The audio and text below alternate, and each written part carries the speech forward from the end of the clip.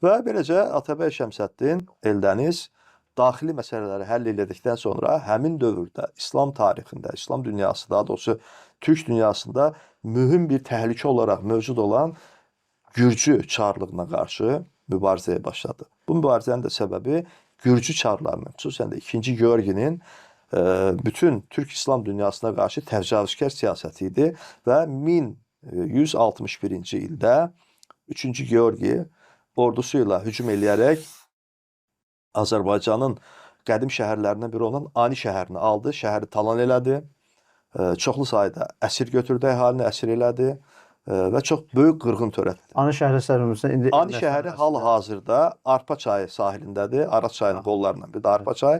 Qərbi Azərbaycanda yerləşir. Bugün tam Türkiyə, Ermənistan Respublikası sərhədində xarabalıqları indi də qalır. Halbuki tarixin Azərbaycan torpaqları olub. Bəli, əlbəttə ki, bütün tarix qaynaqlarda da Azərbaycan şəhəri olaraq qeyd olunur. Düzdür, xristian əhalisi də var idi, amma buna baxmayaraq əhalinin əksəriyyətini müsəlman türklər təşkil edirdilər.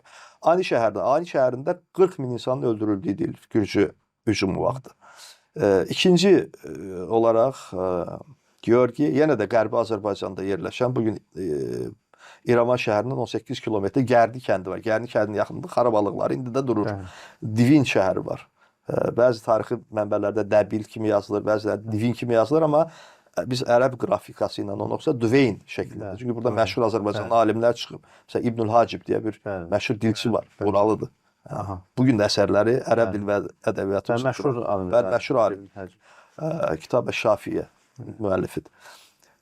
Divin şəhərini alır, 3-cü Georgi, yəni burada da qətliam törədir, çoxlu sayda qadın və uşaqları əsir alır, Gəncəyə hücum eləyir, Gəncəyə bir qarətçi hücum təşkil eləyir və bütün bu təcavüzkar siyasəti ona gətirir çıxarır ki, Atabəy Şəmsəddin Eldəniz Gürcü çayı 3-cü Georgiyə qarşı böyük bir hərbi kampaniya təşkil edir.